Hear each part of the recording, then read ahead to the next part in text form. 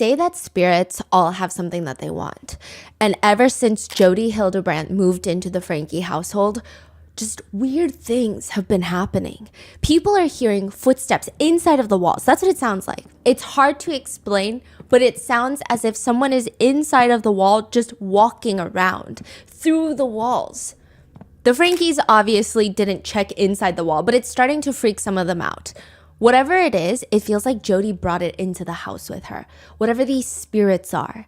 And now she's sitting on the bathroom floor while the dad, Kevin Franke, is shoving a camera in her face, documenting this allegedly torturous situation, while Kevin's wife, Ruby, is sitting next to this middle-aged Jody Hildebrandt holding her so that Jody doesn't accidentally harm herself.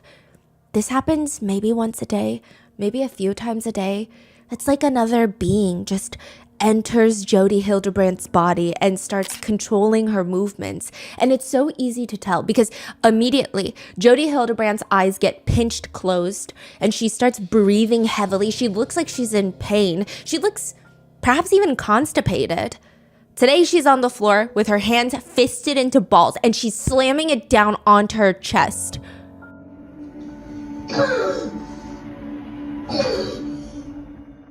Ruby is gently trying to stop her, but nothing's really working.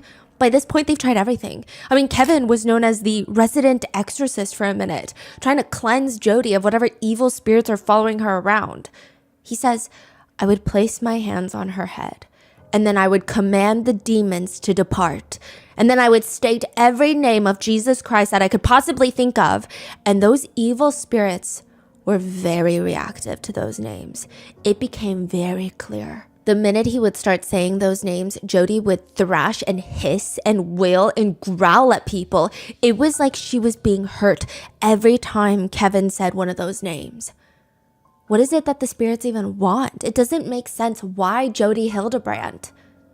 Jody lays there. Her eyebrows are crunched up in pain.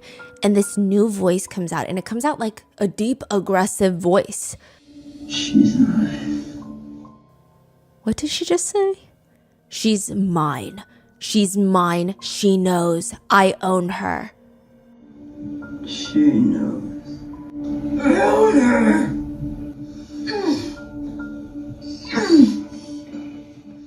These are all recorded? Yeah. Who is she that Jody Hildebrandt is talking about? What does she want to do with her? Perhaps she's talking about Ruby Franke. Maybe she wants Ruby Franke to be hers.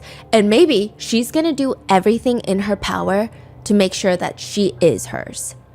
This is the case of Ruby Franke and Jody Hildebrandt, the therapist and the YouTuber that were arrested for child abuse for holding 2 kids captive in the basement and torturing them. Thank today's sponsors who have made it possible for Rotten Mango to directly support a survivor, Jessie Hildebrandt, who endured abuse at the hands of their aunt, Jody Hildebrandt. Their information will be in the show notes if you'd like to share your support as well. This episode's partnerships have also made it possible to support Rotten Mango's growing team, and we would like to thank you guys for your continued support.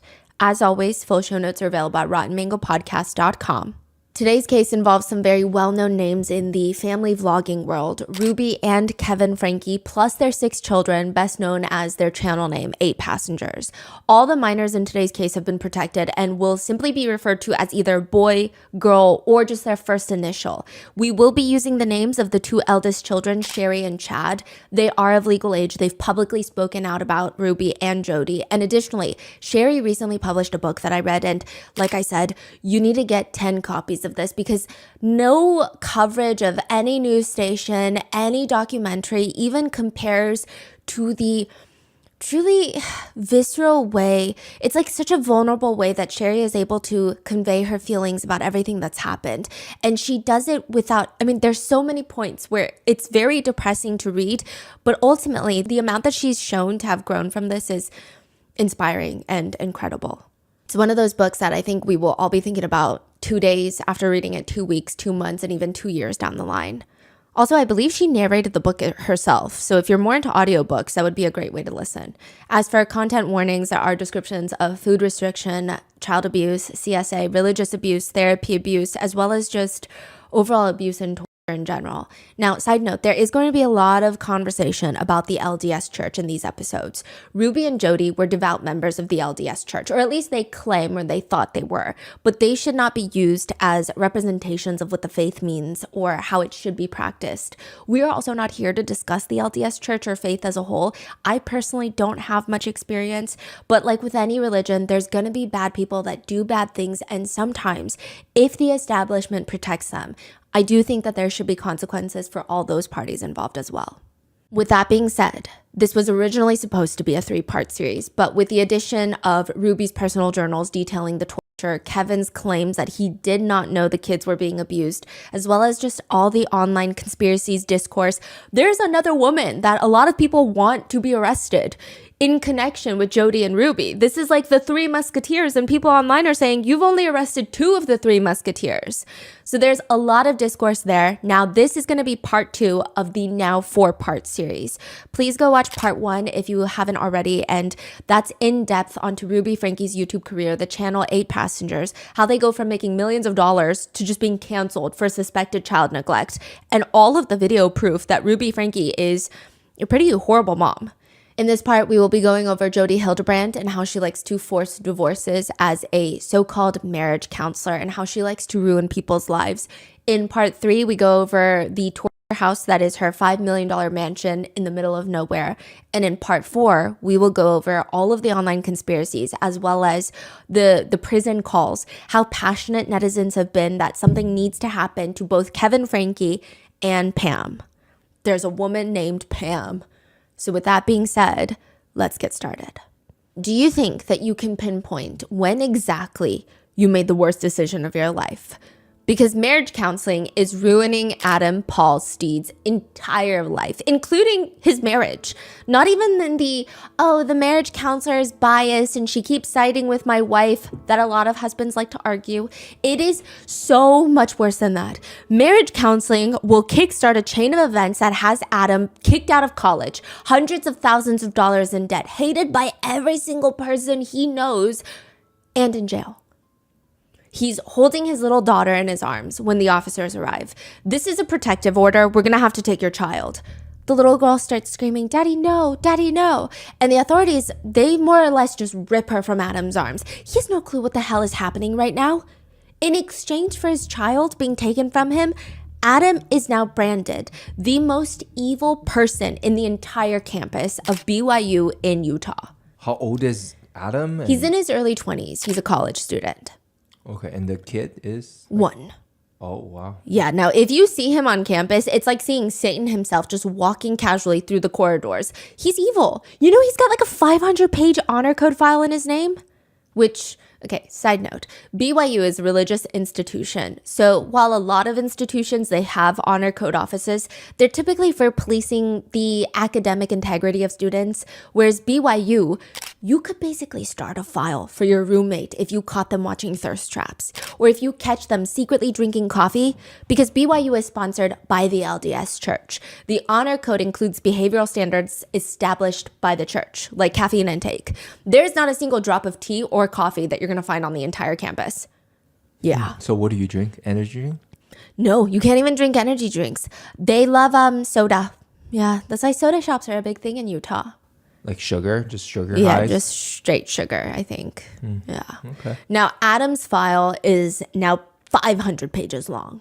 The notes on his file are dated. There are detailed notes of phone conversations between the honor code office and witnesses that are calling in to explain Adam is too predatory to be left in this university.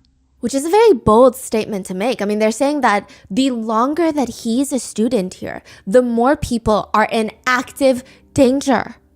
Adam and his wife, let's call her Mary, that's not her real name. She's also a student at the university. The two of them, they have a 1-year-old daughter and another baby on the way. And Mary is actually the one that starts the honor code file in her husband's name, Adam. She walks in one day and she reports that Adam, her husband, is delusional. He is controlling. He has violent tendencies. She tells the honor code office that she's concerned about her husband taking baths with their young daughter. She says it's because he's a victim of sexual abuse when he was a kid. He does not have a healthy understanding of boundaries. Again, this is what she's saying. And one time, he asked that I take the baby out of the tub. They're taking a bath together. I take the baby out of the tub, and he was trying to hide his erection. That's what Mary is claiming.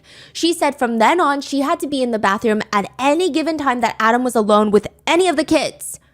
And Mary is just scared of him now. And it's not even just Mary that Adam is scaring. Mary claims that she has this marriage counselor, a therapist. And Adam is threatening the therapist too. Like, they're both terrified of Adam. Naturally, the honor code office, they want to talk to the therapist. And she's an open book. She tells them, well, listen, Adam and Mary came in for marriage counseling, and it was very clear from the get-go.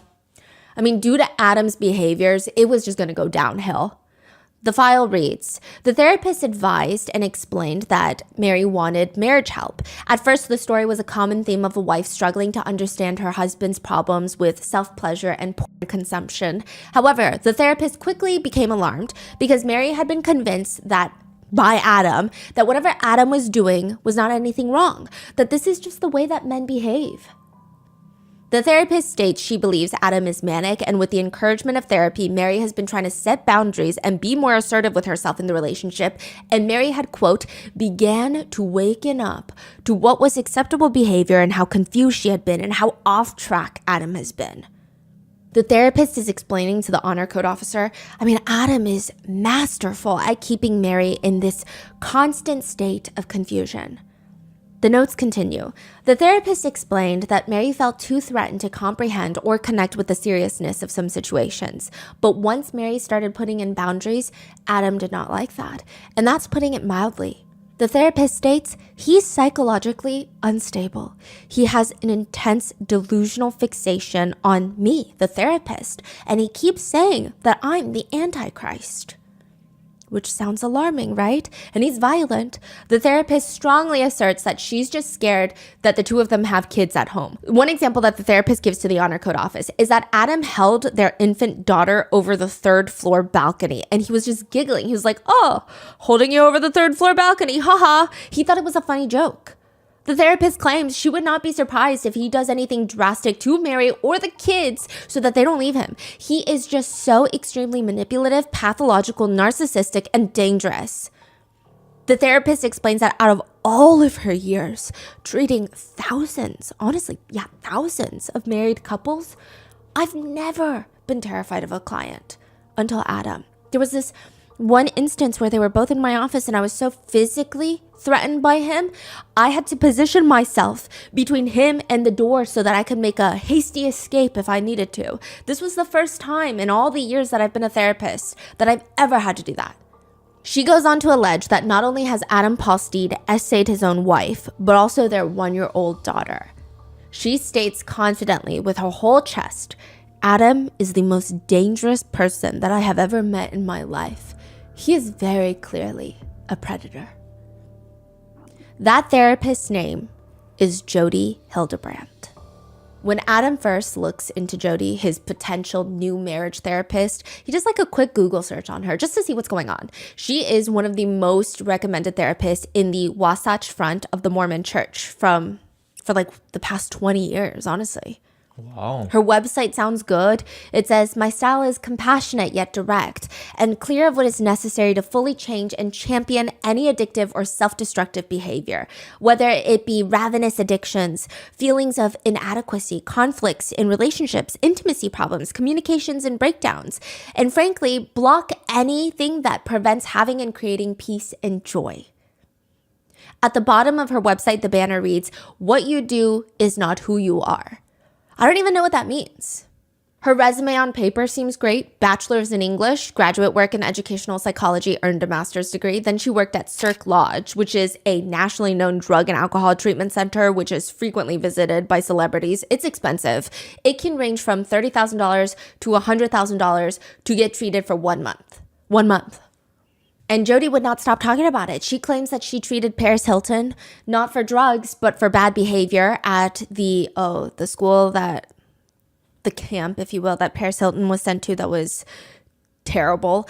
But She was there, working there? yeah, that's what she claims. Now, Adam did think that it was a little strange how little she cared to protect clients' information, but maybe it's because Paris Hilton's personal life has been all over the tabloids since forever, so it's not actually breaking any patient protection laws.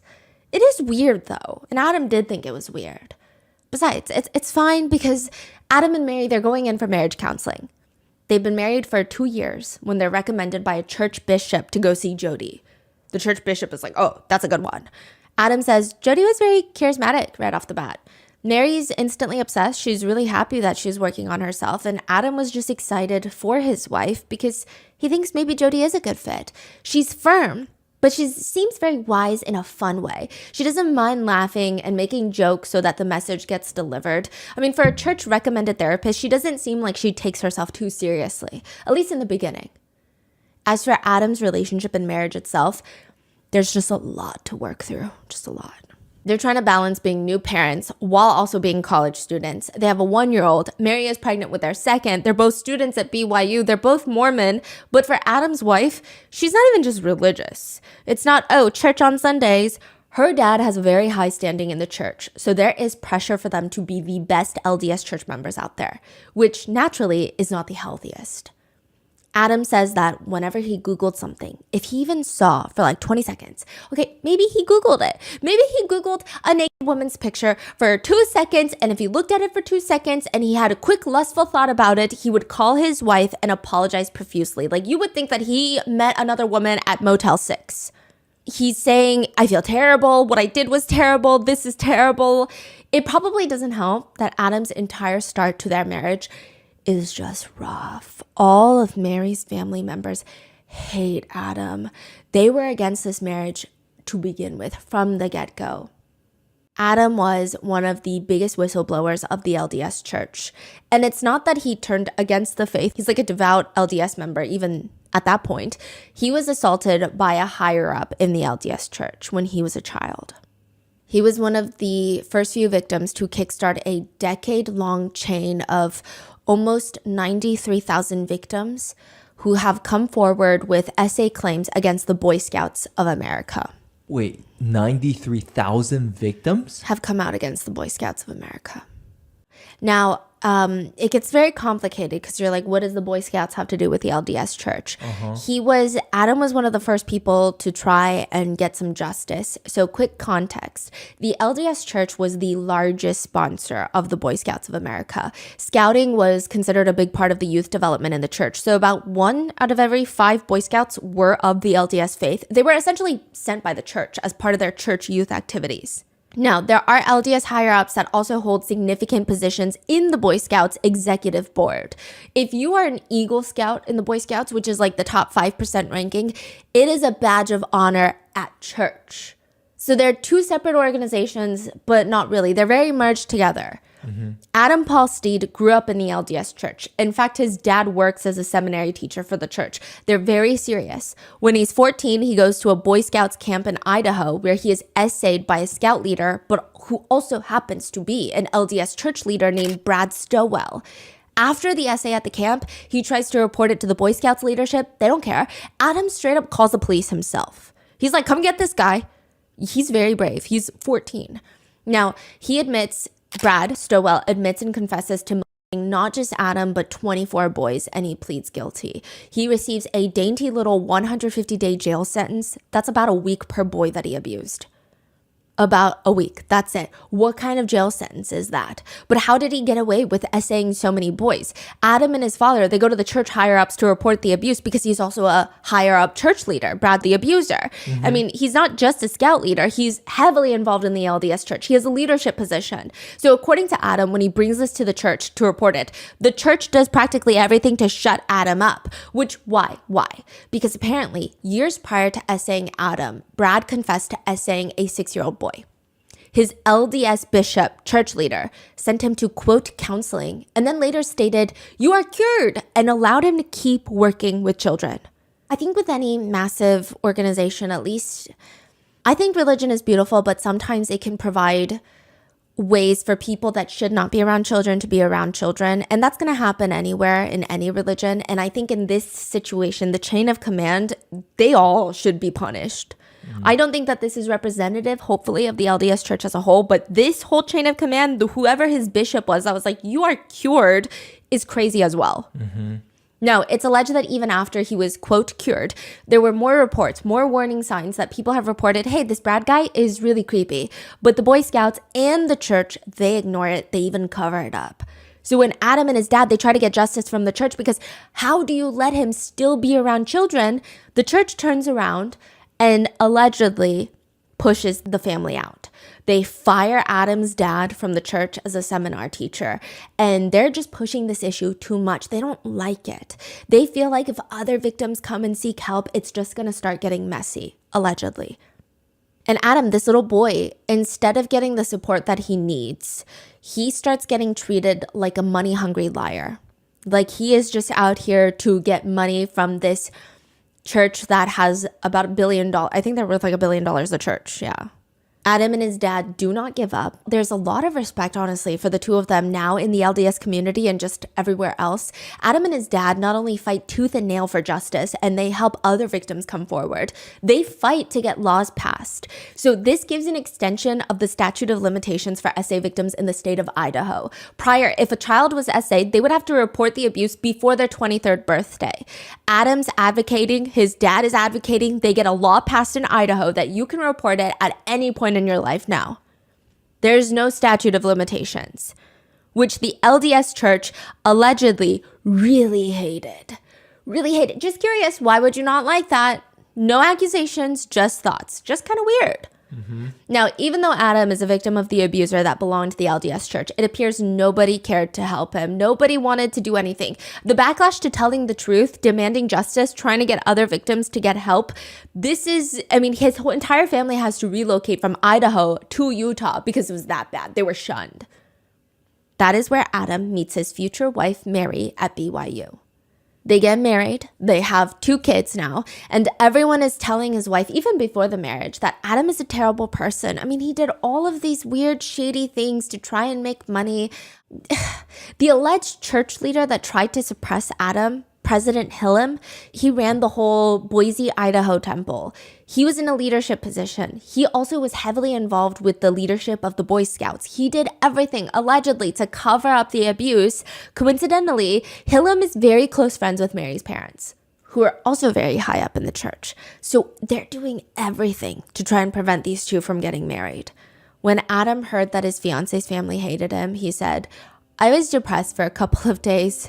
And then I remember just being like triggered because I was a victim of child abuse. And I just remember thinking, I don't have problems. I'm not like that. I'm a good person. And I remember some terrible moment. I went online and I looked at Sports Illustrated swimsuit edition.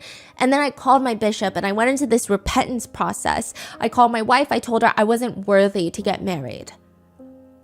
But nevertheless, the two get married, they have a 1-year-old, and now she's pregnant with their second child, and their lives are about to get harder, so they need guidance. It is natural to seek help. It's admirable to seek help.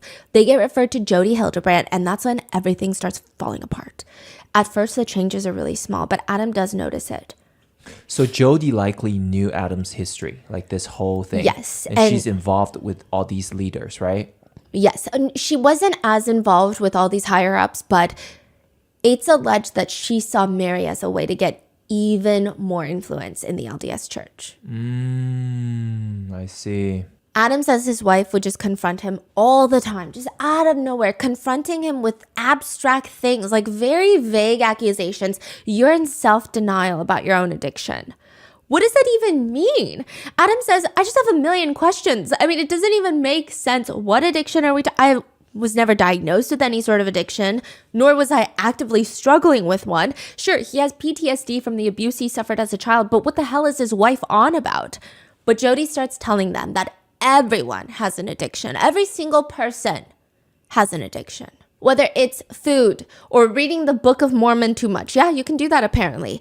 Every single person has an addiction. She's explaining to these marriage counseling classes that Adam and his wife are a part of that every action that you have comes from addiction.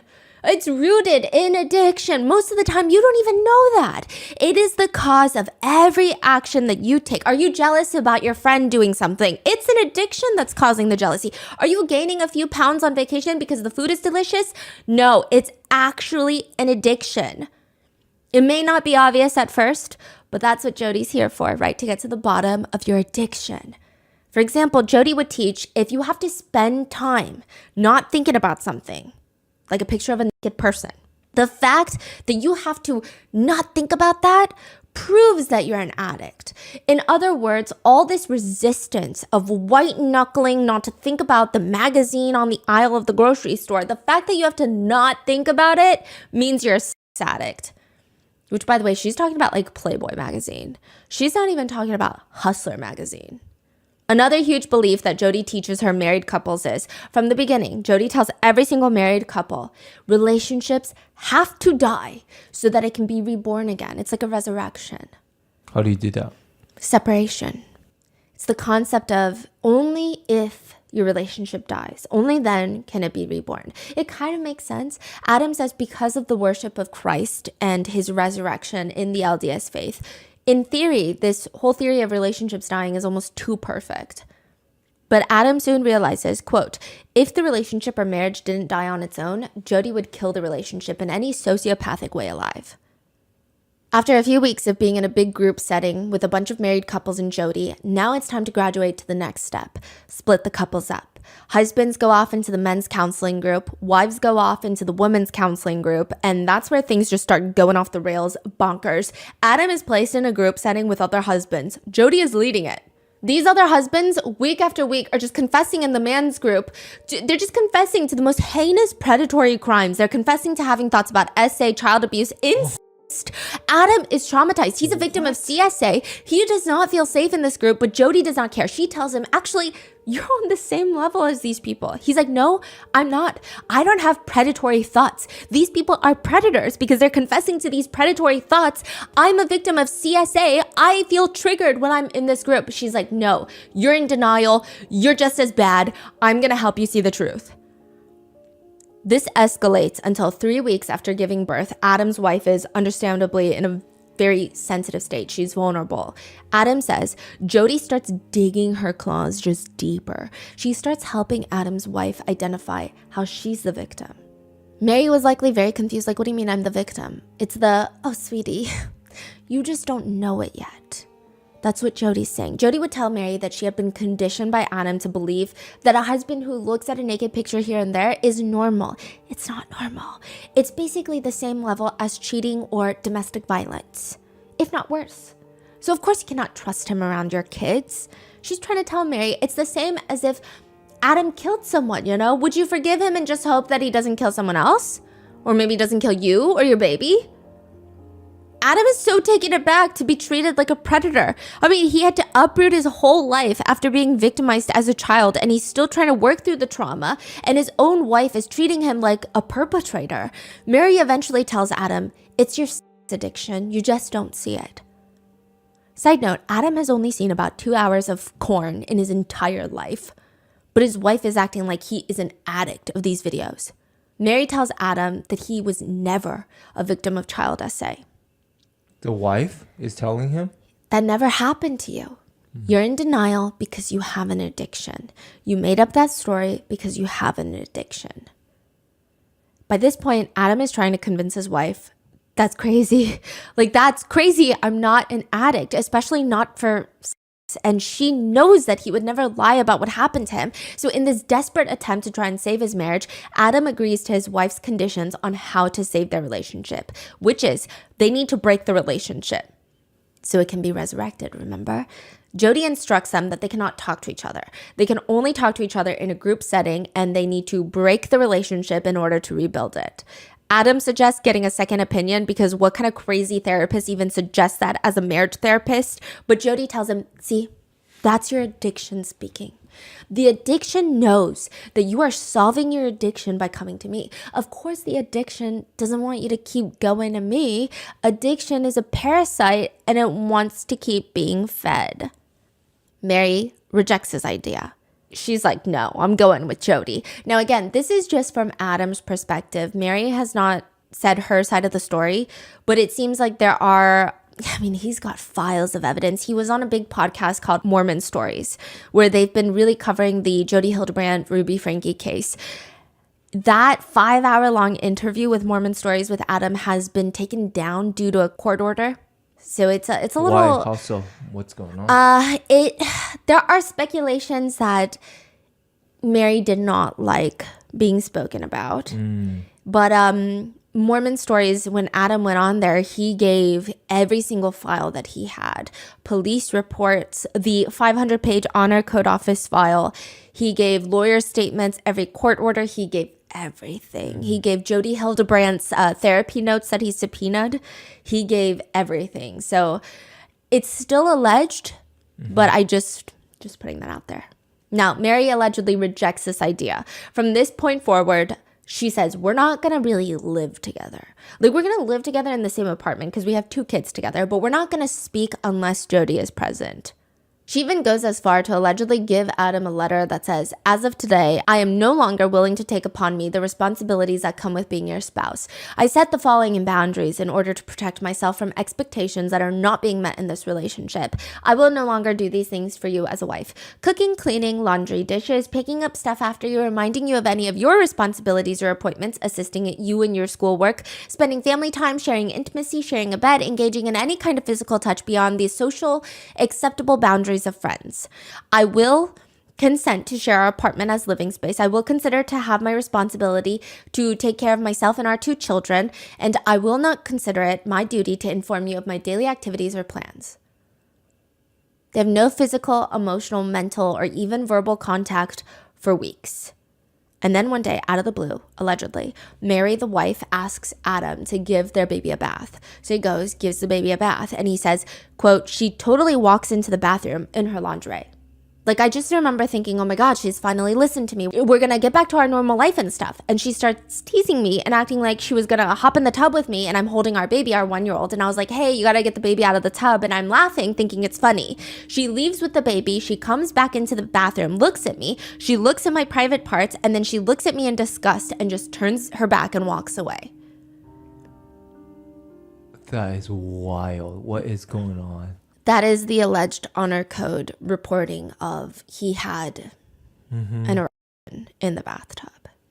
But even if it's true, then this whole thing is like a setup. It's entrapment. But even why is that even necessary to, I don't know. It's weird. This bathroom incident, the motives behind it become even clearer later. But Mary, his wife, is turning into a little soldier for Jody, is what it appears to be. Adam doesn't even recognize her anymore. For example, Adam and his wife had this trip planned to go to Yellowstone. They're bringing some friends there, one couple from Brazil. They just had a baby, the couple from Brazil, and they don't have much money because they're exchange students on top of all of this. So Adam really wants to do something special for the Brazilian couple, and he's like, we're going to go on this trip, and I'm going to help you guys pay for it. Like, I will pay for all the food on the trip. It's a big moment for Adam to be able to finally do something like this and to, do something special for his friends. But when they get to Yellowstone, Adam promised his wife that they were going to stay within an entire budget for the entire trip. Now, I believe most of the money that they were spending was Adam's. He did get settlement money from the Boy Scouts of America, but it wasn't a lot. It's not like he's rolling in it. And he also does not spend lavishly. At this point, he's hundreds of thousands of dollars in debt because of Jody. At this point? So at this point today. Oh, today. Yes. Okay. But at this point, when they're in Yellowstone, he has a little bit of money and he doesn't spend it lavishly. And this is one of the times that he just wants to spend money on his friends. Like, this is a good reason to spend money. They realize when they get to Yellowstone that all the food prices are astronomical there because it's a tourist zone. Everyone is hiking up the prices of all the food. Adam says it's fine, but Mary starts freaking out, telling him that he is violating the boundaries of their relationship because he wants to feed his friends. He says, I remember driving like 4 hours around Yellowstone trying to find a grocery store that was cheap enough so that we could feed my friends and her baby was crying. And finally, I got so upset. I said, I can't listen. I have to do this. And my wife was screaming at me. I went into the grocery store and I bought a bunch of food to feed all of us with, and her newborn baby that was crying. I mean, they were just humiliated. Adam is like, I don't know who this woman is, but it's not my wife, Mary, and I'm going to get my wife back. But 3 phone calls is what ruins everything. The first call to the police happens after a big fight between Adam and Mary. Mary is on the phone with the police, frantically telling them that her husband is physically abusive. Okay, ma'am, what's going on? What happened? He violated the boundaries of the relationship of the marriage. What did he do? He left his backpack on the couch. A few things. I mean, one, the police were just like mouth agape, shocked. Secondly, I think this goes to show how far off the deep end Jodi has Mary, because to confidently call the police and say that this is a transgression, that is an act of domestic violence, if not comparable, like you cannot be in a place where your brain is functioning normally. That's how bad things are. She genuinely believes the cops are going to handcuff Adam, log in his little backpack into evidence. It doesn't even make sense. The next day, Mary calls the police again on Adam. This time, she allegedly states that he physically abused her by pushing against her, which is very interesting wording. Like, did he push you? What do you mean he pushed against you? She states, yeah, well, I was standing here by the door.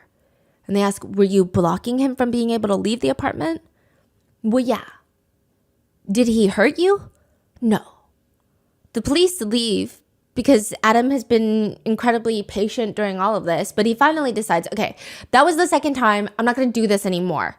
Like, you got to stop calling the police on me. You're publicly humiliating me. I mean, not even if the police do anything, a lot of people are just going to assume that he's violent and abusive and that the police are just being incompetent. So Adam decides he's just going to get his life back. And that means sleeping on his own bed for once. He had been sleeping on the couch. He says, I paid for the house. I paid for the apartment. So I went into my bedroom and I slept on my bed. I said to my wife, if you don't want to sleep next to me, you don't have to, but I'm not going to sleep on the floor or the couch anymore.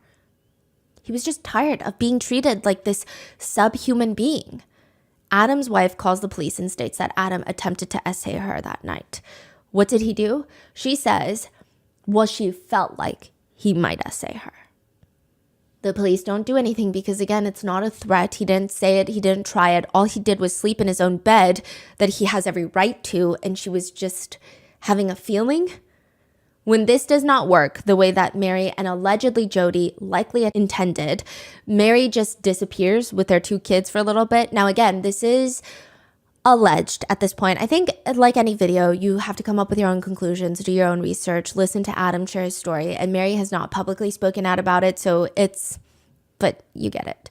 Now, Adam's 1-year-old baby, 3-week-old baby, his wife, they're just gone. So after a few days, he files a police report because he thought they'd been kidnapped. And Adam says he went and talked to Jodi about what was happening and how heartbroken he was and what's going on with the kids and Mary. And he says, I just remember being in this agonizing pain, feeling it intensely. And I remember looking over at Jodi and she was smiling. Her cheeks were blushing. So at this point, he's not resentful of Jodi yet, right? Does he think something is wrong with Jodi as well? Or it's like a mixture of... He knows that Jodi is telling her a lot of things clearly that aren't making sense, but at this point, he's kind of confused more than anything. He doesn't know what's going on behind the scenes between Jodi and Mary, but it's just confusing.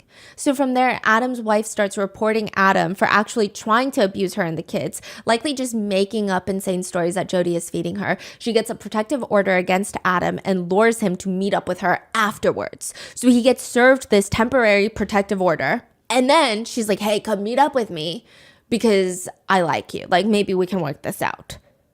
But he will be in bigger trouble, right? He goes and she reports him for breaking the protective order. She's also going to the BYU Honor Code office to report him for violent and predatory behavior. So not only is Adam facing expulsion from college, he's facing a likely divorce and 20 years in prison for breaking his protective order. He's trying to tell his church leader, you have to help my family. I mean, you have to read through these files because none of this is true. Like, this protective order is not true. I don't know what's going on. To which the bishop just responds, a woman doesn't just run away from her husband unless there's something. Adam is just looking at him shocked. Like, what are you talking about? You know me. The bishop is just staring at Adam. Do I know you? What?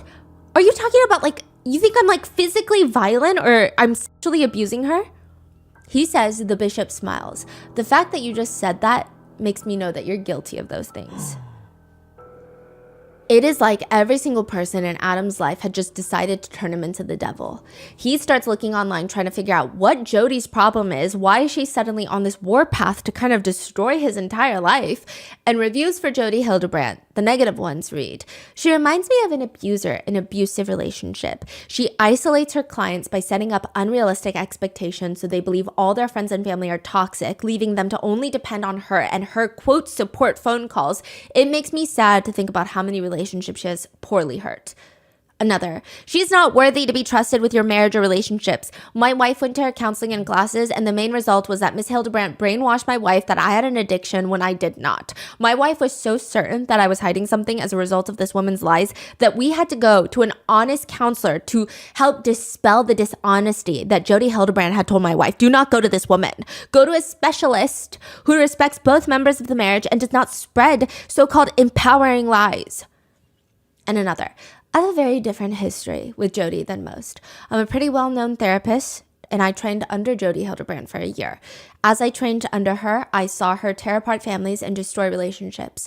I believe she is truly evil, and I don't say that lightly. I have done so much therapy for people coming out of her, quote, cult, who were traumatized by her therapy.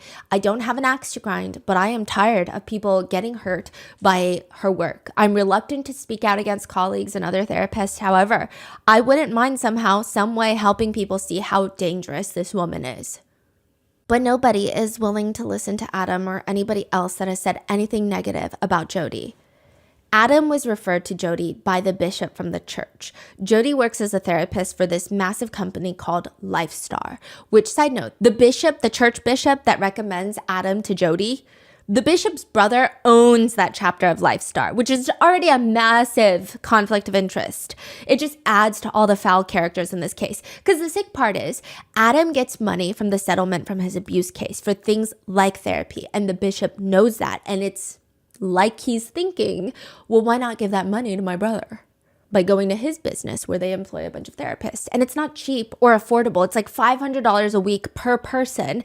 And that's not even individualized therapy. That's to join a men's group with a bunch of other husbands. And then you have personal sessions that you have to pay for. That's 1 to 2 additional sessions per week.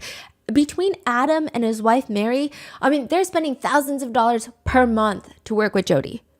Lifestar itself has its own controversies. It's known for being a network of LDS therapists, and some have said, if you go to Lifestar and you've ever seen like a naked body depicted on any sort of media, God forbid that you've ever watched explicit videos, you're an addict and you're going to need to enter a lengthy 12-step program. Many therapists in the network also believe that if you ever self-pleasure, you are technically cheating on your partner. And this is a grave instance of infidelity and you need to join a support group. There have also been accusations against Lifestar that they will, if you have health insurance, they will diagnose you with an actual DSM-5 recognized diagnosis, because porn addiction is not one. I know that a lot of people do struggle with it, but porn addiction is technically not one. So they'll diagnose you with other things in the DSM-5 so that your insurance will pay for it. Allegedly, that is the accusation that has been levied upon them multiple times by internet users. Which, side note, I think it's fine if someone believes it's not in their beliefs to take part in self-pleasure or consumption of explicit materials. I think we should respect everybody's choice, especially, only if they're adults, right? But to actively go around shaming everyone, condemning them to the deepest, darkest depths of hell for doing it, I think causes more harm. And for Adam, it was kind of like that. There was this never-ending idea that self-pleasure is one of the greatest evils in the world, like right up there with murder. He says, there was a lot of guilt and shame behind self-pleasuring and explicit material in the church. I mean, I had a lot of guilt and shame. As a kid growing up, I discovered self-pleasuring a few weeks before I met Brad, and just on my own, quietly. From then on, I just always believed that God had sent this pedo into my life to punish me because I was sick. So that's how ingrained and how damaging it is, that it made him believe that he deserved to be a victim of SA. as punishment. And now he's recommended by the church to Jodi, and she's telling him that he was never abused, that he's the addict here, the bad one. And now he has to show up to court to refute accusations against him about the whole bathtub incident. He thinks the whole thing is crazy. I mean, Mary walked in with lingerie. He wanted her to put the baby to sleep so that they can have consensual adult time, and she accuses him of CSA of his own child. He is a victim of CSA. He walks into court and the worst conflict of interest is sitting right there. Right next to Mary, there's Jodi Hildebrandt, the therapist, but also Elder Halam, the higher up in the LDS church that when Adam was 14, he tried to allegedly shut Adam up for the abuse that he suffered. Then later, he tried to prevent Adam from marrying Mary. He's just sitting right there, right next to Jodi Hildebrandt. Which, you know what, with all disrespect, we hate Elder Halam. And unfortunately, if you want to send him a non-threatening but scathing message of how his soul will burn in the depths of hell for the rest of eternity, he's dead. Fortunately, he's probably there burning. Why is he there? They just all kind of linked up and... Exactly. Adam is facing 4 felony charges. Each is a 3rd degree for violation of a protective order, domestic violence enhancement. And Adam states, these are all the lies. He has to now spend $250,000, go through all this trauma, fighting all these allegations just to plead guilty to an attempt to break a protective order, which is a misdemeanor. He had to pay a fine, no jail time. He did spend like a few days in jail because they briefly arrested him right when he broke the protective order. But he technically pled guilty, which means everyone in Utah and the church thinks that he's this crazy abuser that was never abused as a kid, just creating chaos wherever he goes. But later, they will find evidence that some really dark things were happening between Mary and Jodi. They allegedly found evidence that they were trying to manufacture evidence on Mary and Adam's child to accuse Adam of SA. So remember the incident in the bathroom? They were trying to enhance that with evidence, allegedly.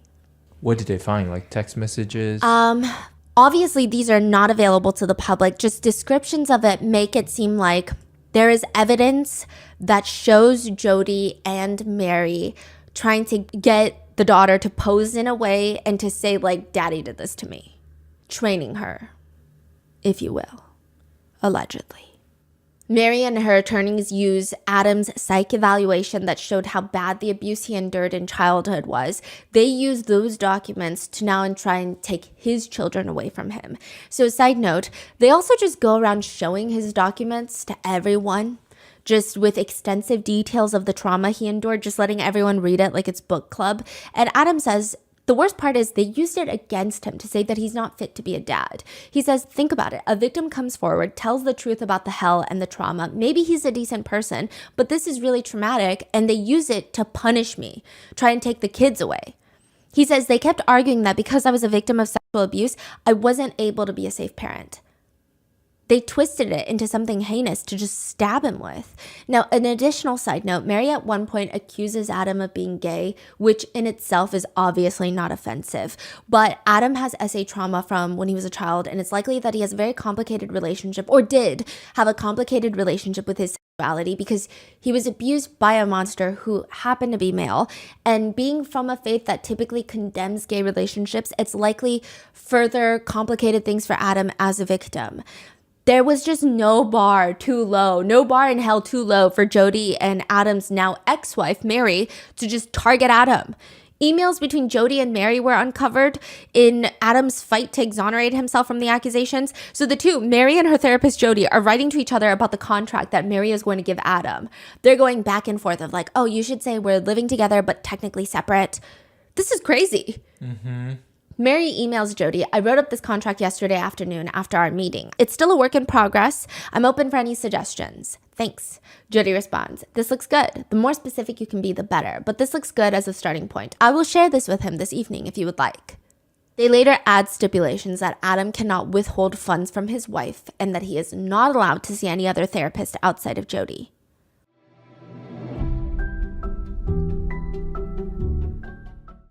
A squirrel might seem like an unlikely financial role model, but consider this. They bury thousands of nuts and seeds every single year, and the ones that are forgotten about, they grow into these huge trees that produce more seeds. It's a simple strategy that yields really impressive results. Investing doesn't have to be more complicated than that, which is where Acorns comes in. Acorns is a financial wellness app that makes it easy to start saving and investing for your future. You don't need to be an expert. Acorns will recommend a diversified portfolio that matches you and your money goals. You don't need to be rich. Acorns lets you get started with the spare money you've got right now, even if all you've got is spare change. Sign up now and join the over 13 million all-time customers who have already saved and invested over $22 billion with Acorns. Head to acorns.com/rotten or download the Acorns app to get started. Paid non-client endorsement compensation provides incentive to positively promote Acorns. Tier 4 compensation provided. Investing involves risks. Acorns Advisors LLC, an SEC registered investment advisor. View important disclosures at acorns.com/rotten.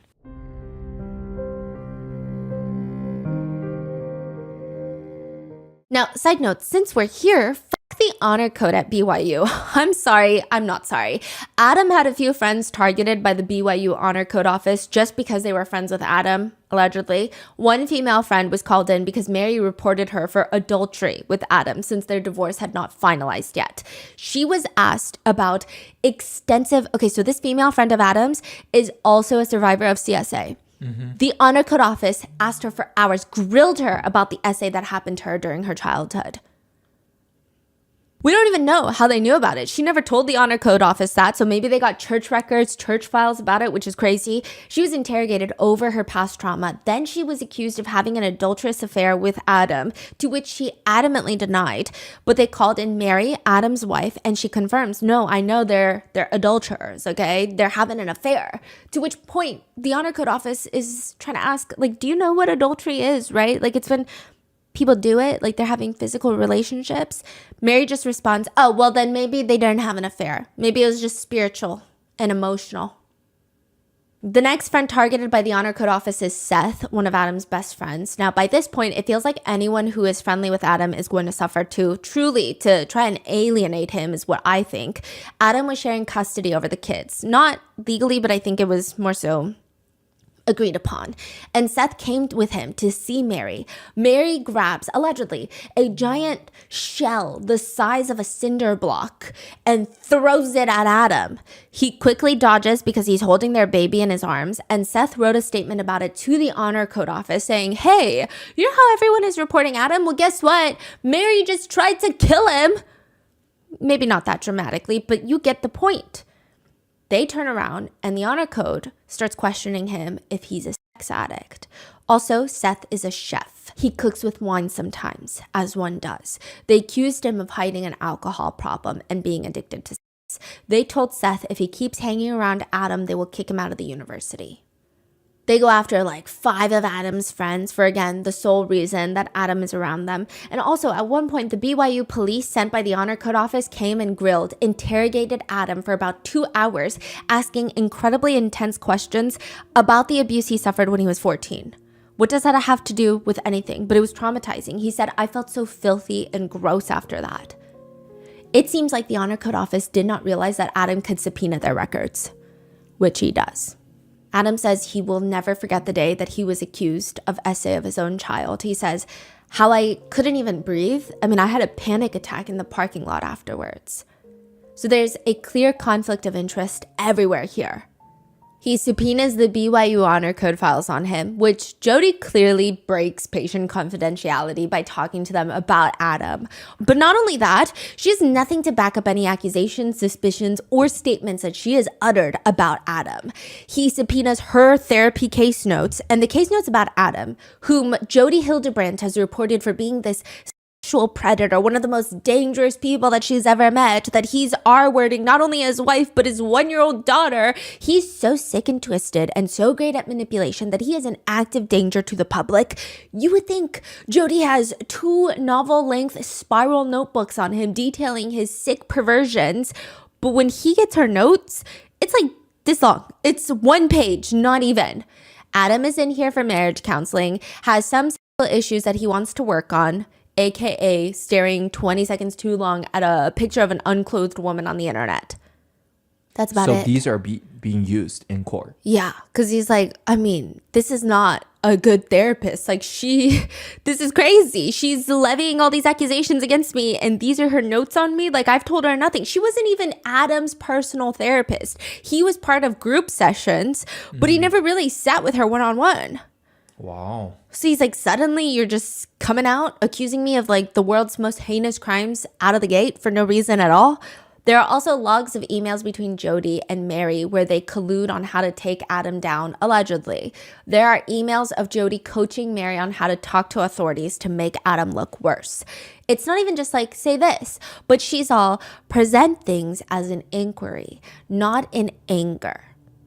When you present things to authorities, she's coaching her on her tone, her delivery. She writes, give the authorities the right thinking because they're not going to come up with those thoughts themselves. It's difficult when you begin to see what is really going on, to be patient with those who don't. Be direct and act inquisitive, not angry or defensive. Make them think that they came up with the idea themselves. Mary would email back, those suckers, they totally fell for it. Ultimately, Adam would not get custody of his kids, although he's in their lives now. Netizens theorize it's mainly because Mary and Jody are no longer in each other's lives, and Mary allegedly wants to focus on dating rather than her kids. So it's just better for Adam to take care of the kids, I guess, allegedly from her perspective. So he is in the kids' lives, but he doesn't have custody as of right now. He was also placed in jail for 7 days for breaking that restraining order. He was kicked out of university. He was hundreds of thousands of dollars in debt from legal fees. His reputation has been ruined. He has much more extensive PTSD than before his entire life was derailed by Jody Hildebrandt. I mean, the magnitude of courage and empathy that Adam has is pretty awe-inspiring. Even when talking about this incident on the Since Taken Down podcast by Mormon Stories, he never really blames his wife. He expresses a lot of pain and betrayal from her, but he actually shows a lot of understanding for her. He believes that Jody told his wife about all these unhinged, deviant crimes that Adam was allegedly committing, which he wasn't, which Adam has denied all of them to his wife, but she just thought he was lying. Adam says Jody would just have everybody just chopping off all the arms of support in their life until there was no one left to support you except for Jody Hildebrandt. Adam says Jody Hildebrandt is like Ted Bundy. She is completely pathological, and that lady is going straight to hell. He's not suing Jody or going after her? No, he hopefully he will, but he thought about going after BYU. Mm-hmm. They admitted him back into the school, but he didn't have time or money to hire babysitters or time for anything at that point. He was also too traumatized to go back to BYU. He thought about suing BYU. He asked, how would the settlement be paid? He asked an attorney? He asked the assistant dean of BYU, I believe. Mm-hmm. And she said it would be paid using tithes, which is offerings from the church. And those are supposed to be used to help people that need it. And he said then he didn't want to sue. So he says Jody is going straight to hell. And there's a road to hell, actually. It's called Hellhole Pass Road. Yeah, Hellhole Pass Road. That's the road name. It's dry. It's hot. It's like hell. The road runs through the Beaver Dam Mountains. On both sides of the road, you just see mountains, dry red rock mountains and desert scrub bushes. The road is gravel. It's completely uneven, and there's usually not a lot of cars going up and down the road. I mean, one does not choose to drive up and down Hellhole Road for fun. Except for Jody Hildebrandt. She likes to bring her niece to Hellhole Pass Road, her 14-year-old niece, and make them run up and down. Run up and down the road until I tell you to stop. I don't care that it's 100 degrees in Utah. You have no shade, no water. Just run. Run for your sins or you'll go to hell. Licensed therapist Jody Hildebrandt has taken on the courageous task of helping her 14-year-old niece, Jessie, who goes by they, them pronouns, by the way. This is before Adam Paul Steed. They were also interviewed by Mormon Stories. How old is... Jody at the time? She was much younger. Not Jody, the niece. They were 14 when they first got taken in by Jody. What about today? Today they're probably... fully adults, yes, right? Yes. Okay. Now, Jody is itching for a big project, and Jessie is her biggest one yet. Jessie is probably one of the biggest sinners that Jody has ever laid eyes on. What is the grave sin that they committed? Being too Mormon. Jesse, now adult, tells Mormon Stories podcast during an interview. I've always been a very curious person and always, I think, very challenging in that way. So both of their parents are super religious in the LDS faith and obviously very well connected. Jody is Jesse Hildebrandt's aunt. Jesse's father is Jody's brother, who also happens to be an attorney. So Jesse's father is Jody Hildebrandt's brother, and Jesse's father is an attorney. They say that they had a very typical, strict, conservative, LDS faith-filled upbringing. They say, this is talking about Jesse's mom. My mom is very docile, sweet, obedient, very efficient housewife. I mean, everything was always very clean and very organized and very efficient. I think I was kind of a wrecking ball to them, always asking why about everything. No answer was good enough, and it wasn't coming from a place of disrespect. It was genuinely, I didn't understand, and I was very curious about things. In Jesse's mind, this is true. The LDS faith is true. The Book of Mormon is true. Their entire family are devout LDS church members. Their logic is true. And they're thinking, I just need to find all of the supporting evidence to back it up now. I know a few people like that as well. Like, they grew up in super religious, you can't watch Marvel movies because they're not rooted in faith. And there are just certain people that grow up like that but still want to know, but why? It's not that they're trying to be mean. It's not that they're like, I don't believe in this. It's just they want to know why for everything. I feel like you're kind of like that. You always ask why for a lot of things. Yeah. And it's not that they're challenging anything. Their brain just functions in a way where they want to know the reasoning behind every single thing that's done. Every tradition, there must be a reason for it. So Jesse says, asking questions, especially maybe higher, esoteric, unanswerable questions or questions that point out skeletons. Why weren't Black people allowed to have priesthood? Why weren't they allowed to be at the church for the longest time? What about sexism? What about race? Those types of questions you don't ask. You don't talk about it. So this podcast also, are they dedicated to Mormon Stories? I believe the host, I don't think they're ex-Mormons. I think they've been excommunicated but still hold a degree of faith. I think that they just don't like the established religious aspect. So they interview a lot of ex-Mormons or current Mormons and talk about their experience with maybe things that have been happening in the church that you're not technically supposed to talk about. I see. Yeah, they're a great resource, I think. Now, it's not like Jesse is challenging their parents for the sake of trying to prove them wrong or rebelling against the religion in a snarky teenager kind of way. Jesse says, by the time I was 16, I had read the Book of Mormon 6 times. I believed it. So in my head, this is true. My logic was just backwards. I started with the belief, or I was like, okay, this is true, so I will find the evidence to support it instead of following the evidence to the eventual truth. But also, I was a total nerd. And then, the ADHD, they say that they have ADHD and they say this was a hyperfixation. And then the layer of wanting familial acceptance, it's very powerful. I was emotional. I was strong-willed. I questioned everything. And neither one of my parents, I think, knew what to do with that. They were not prepared because of the culture of the church. Jesse also likes to experiment with their clothes and makeup, which makes everyone in their family freak out. Like, as if they had just brought home a 2-headed seal and said, this is my new best friend. Yeah, Jesse gets ambushed at a family gathering. They're all gathered at Jesse's grandparents' home. So this is Jody's parents' home. And Jody happens to be there because Jody is Jesse's aunt. This is Jesse's father's home. When everyone leaves, including Jesse's parents, Jesse didn't even know that their parents had left. Jesse was down in the basement. They just left them, yeah. It's just Jody and their grandparents. And it was Jody and my grandparents telling me that my family had left and I wasn't going with them and that my life was about to change pretty dramatically. I still remember that moment as just, it's completely galvanized itself onto my soul. It was, in movies when they do they zoom in and pull out at the same time, it was like that really wild kind of effect. That's how it felt. And everything changed in that moment. And they sit them down and explain that their life is going to change forever. Jesse will not be going home. Jesse will be going with Jody, and Jody is going to fix them. Because Jesse asked too many questions that they can't answer. Yes. And Jesse likes to wear strong eyeliner and not super feminine, modest clothing. And how do they fix Jesse? By making them sleep out on the balcony in the middle of winter. This is January in Utah. Nighttime temperatures are anywhere between 8 to 30 degrees. Sometimes it can be in the rural areas drop to 0 degrees. All Jesse would get to sleep on the balcony every single night would be this flimsy $5 sleeping bag from Walmart.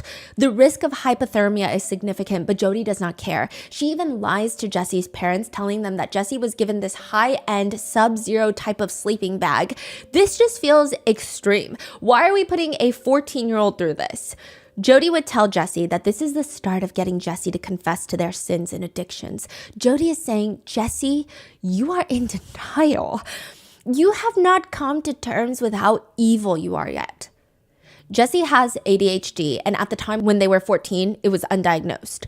Jody would sit there watching Jesse. If Jesse moves their hand back and forth, or if they tap their feet, Jody would snap, look at you. Look at you. You're tapping your foot because your body is so full of shame. So much shame is in there, and it has nowhere to go in that little body. So it comes out like this by you tapping your foot. This is all the shame just itching to leave. Like I said, if you are angry, if you are depressed, if you are anything, it's all a result of shame. Shame is the cause. Shame is the result of sin. Sin causes shame. Shame causes mental health issues. Your body and spirit are full of shame. What I am doing for you is to make you physically so uncomfortable that it forces the sin out. Just remember a lot of this verbiage because it comes up in the next episode. This comes up when Jody is torturing Ruby Franke's kids. I have to make you so physically uncomfortable that it forces the sin out.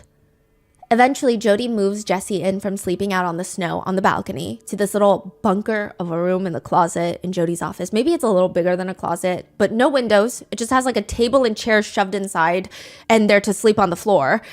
This is going to be Jesse's life from now on. How long was that already? I think they were with Jody for years. Wow. They tried running away multiple times. It wasn't until the third time that they were able to successfully break away. And even then, there were instances where they were brought in by family members to do these family events, and Jody would be there and they would be terrified. Like, they were terrified that this would be another way to facilitate them going back with Jody.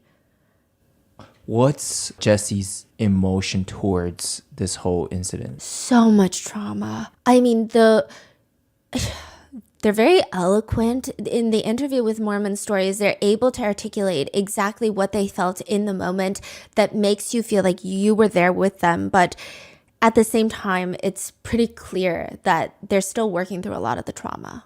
And not in like they're breaking down, which that would not be like a shameful thing or anything like that. But in the sense of they state that over and over. Like, it has impacted every aspect of their lives. So this is going to be Jesse's life from now on. That's just the inside of this room. Jody tells Jesse along the lines of, you're no longer going to school. You're not going home to your parents. As your therapist, it is my duty to fix you. You're going to live and work here full time. But the first rule number 1, you are not allowed to leave this room. All you can do every single day is write your sins out on a piece of paper. And every day you will tell me what you have written because I need to get the sin out of you. Jesse doesn't even know what other sins to come clean about. Jesse has told Jody a few things, the reasons for them being taken to Jody. One of them included that they had kissed a girl before, which is like a huge thing, I guess. So it's not like Jesse is uncooperating, which even then, this is sick and cruel. Jesse just doesn't know what else to write down. So Jesse's sitting there trying to think, and they're trying to think back to every single living action that they have ever done in their entire lives. I mean, maybe once while drinking from a public water fountain, they accidentally pressed 2 seconds too long.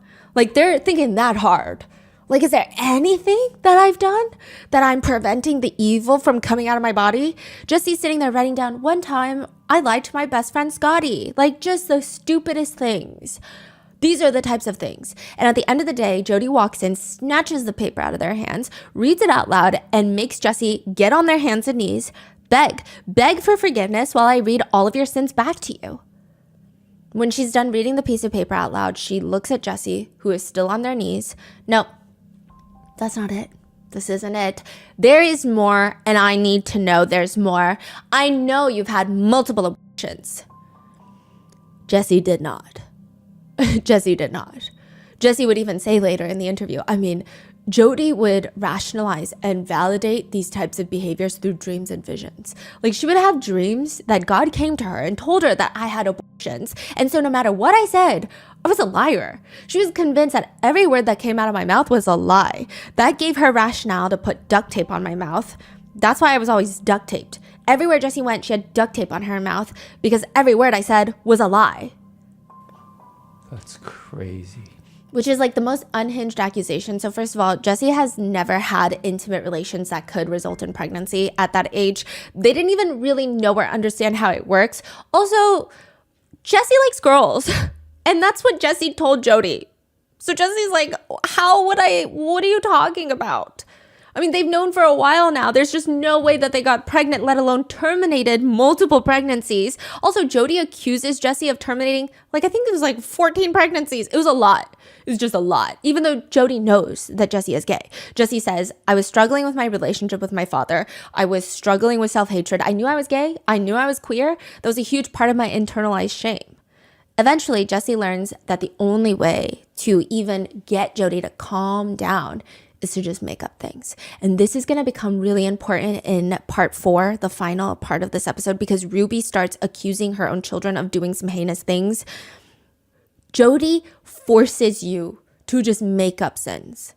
The craziest sin that you can think of, you have to say it out loud or else she's probably going to torture you.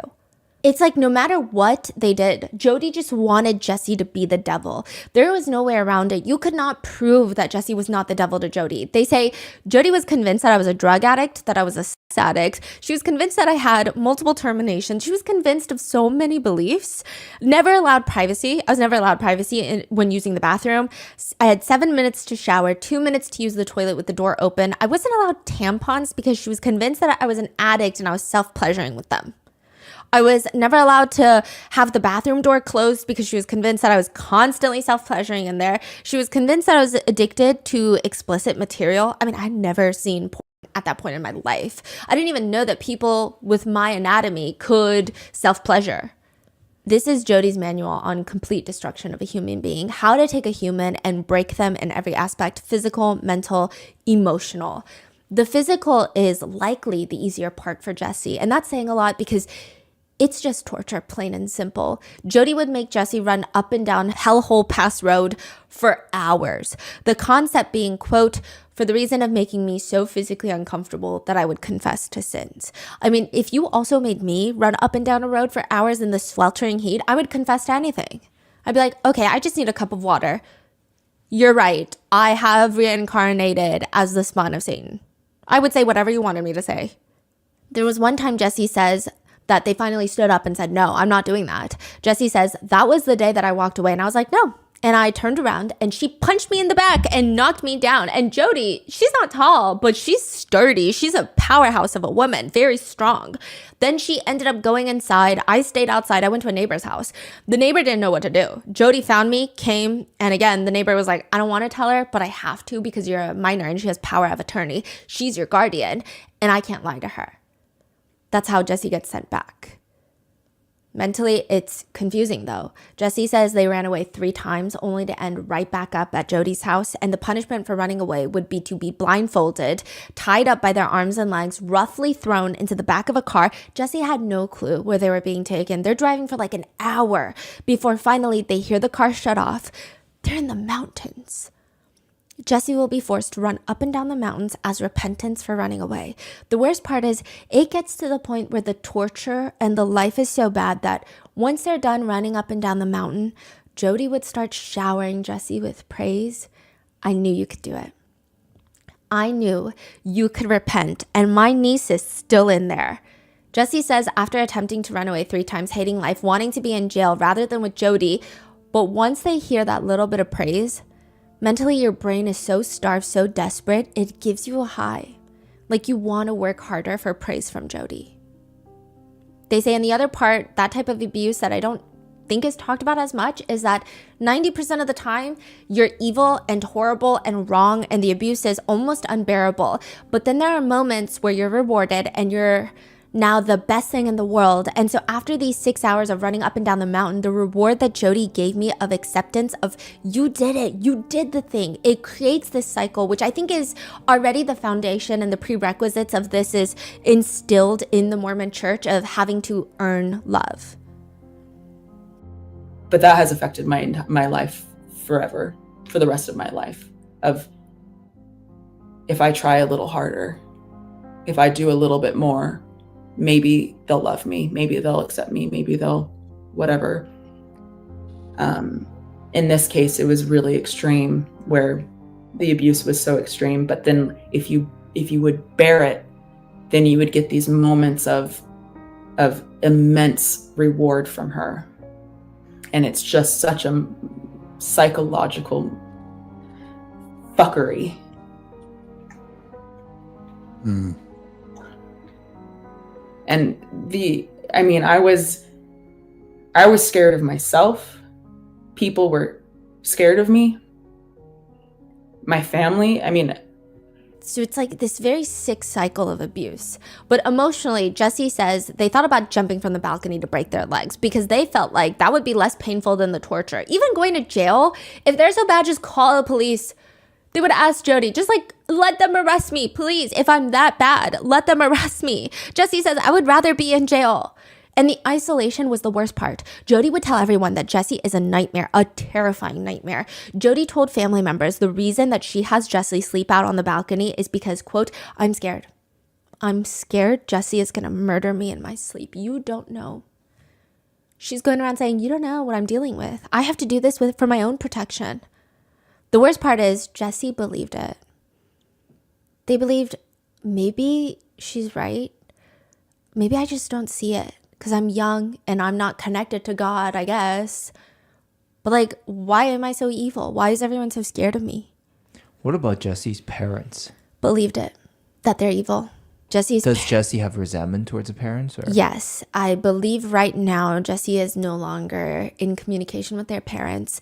I think even some of their siblings had reactions of like, get over yourself when Jesse spoke about the trauma that happened when they were with Jody. Jesse says, again, I believed all of this. I trusted these people. I trusted the church. The isolation got really bad. It's like Jody is just practicing on Jesse before she evolves into trying to throw Adam Paul Steed into prison to isolate him. Jesse constantly had duct tape on their mouth, and they were told, because you're a liar, every single word you say is a lie. You need to be physically reminded that everything you say is a lie. Sometimes Jody would make them go to family functions with duct tape on their mouth, so people are seeing this. Jesse says, everyone around me, my cousins, my parents, everyone was terrified of me. I wasn't allowed to speak to anyone. I wasn't allowed to speak to my parents. Which, it's not even the fact that they had duct tape on their mouths and can't physically talk. It's the fact that nobody thought this was crazy. And I'm sure if you have duct tape on your mouth and your family members are acting scared of you, it almost makes you feel like some sort of animal. Yeah. It doesn't make you feel human anymore. It's so bizarre. It gets to the point where Jody is convinced that Jesse is contagious, rubbing off evil onto everyone around them. If Jesse is in the kitchen, because Jody is making them do something for her, if Jody has 2 kids. Jody's got 2 kids. Oh yeah, they're no longer on speaking terms with her. They're adults by the time that she gets arrested. But more on that later. But if they go into the room, these are Jesse's own cousins. Mm-hmm. If they want to use the kitchen, they would have to report to their mother that Jesse is in the kitchen, and then Jody screams at Jesse to get the hell out of the kitchen, and Jesse would be forced to stand on the perimeter of the kitchen with duct tape on their mouth, just waiting for them to be done. Jody would stare at them and say, see, no one loves you. You're a manipulator, and you destroy people's lives constantly. You destroyed your parents' lives. You're destroying your own life, and you're trying to destroy mine for trying to help you. Jody would tell Jesse, no one actually cares about you, and you just manipulate them into caring. Nobody believed Jesse, not even their own parents. Jesse says, she destroyed my credibility. I was an angry teenager, and now she made me into this emotional, angry teenager that she had told people that I destroyed my family's life, that I destroyed my dad's life, and that every person I come in contact with, I destroy. So she sets up the premise, and then when I come forward and I try to tell people what's happening, what she's doing to me, she can be like, oh, see, Jesse's trying to destroy my life. That's what they do. It's all just... It adds up. So she's so good at protecting these loopholes and discrediting people. Eventually, Jesse manages to run away without getting caught. They go straight to the police station where they lie about their age and get taken to a shelter for those without homes. They say that was rough too, it was traumatizing, but it was still better than being with Jodi. Now, a big question everybody has though is why the hell is Jodi Hildebrandt so goddamn angry? Like, it doesn't make sense. Why is she so upset with everyone? Why is she so angry? Why is she such a vile person? Maybe this. Jesse remembers one very interesting conversation they had with Jodi, because Jodi makes it her entire life mission to make sure that Jesse is not gay. But they state, she did say something to me when I was living with her. That was very strange, because I've known I was queer since I was 7, and I was experimenting with girls and friends since I was 7 or 8. She knew about it and that it was very bad. It was very, very evil. But then she said something to me. She had this friend, her name's Bev. She said something to the effect of, yes, being gay is evil and pleasures of the flesh and yada yada. But if I were to have relationships with my friends, if we were to, it would be different because there's a deep emotional connection there, and that's different. We were sitting in someone's living room and she said this, and I was just like, what? Yeah, that's called being gay. Like, what do you think gay relationships are like? They have deep emotional connections. Jesse was taken back by Jodi's comment of saying that, oh, if I were to have a relation with another woman, it's fine. It's because we have this connection. Yes. And Jesse is like, that's literally called being gay. So Jesse believes that Jodi is gay as well. Yes. Now, there's a lot of quizzes online with names like Am I Gay quiz. They're all like fun, goofy. They ask what's your favorite Beyonce song, what you order at the bar. It's goofy, it's playful, don't take it too seriously.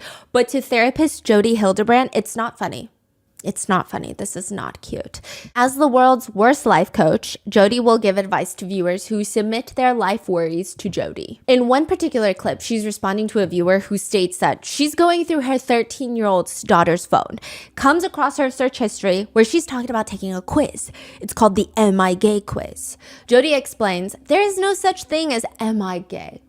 And so because we all have the gift of choice, there is no such thing as Am I Gay? Because that takes choice away. It says, I am something, period, the end. Like I didn't have choice in it. It just is. And so that on its face is a lie. It's not the truth. It's a distortion. So here's the core principle that this mom needs to understand. So mom, the truth is that your daughter is a daughter of God, period, the end. She's not, I am bad, or I am fat, or I am unloved, or I am gay. All those things are lies, all of them.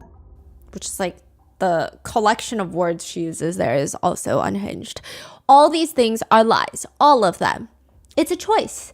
I know that people get crucified when you say that to the world, but that is the truth. Being gay is a choice. It's about protecting her. You are a mother. Your job is to protect your young. If there was a lion coming at your young, you would stand in between and you put the baby behind you and you would defend that child with everything you have.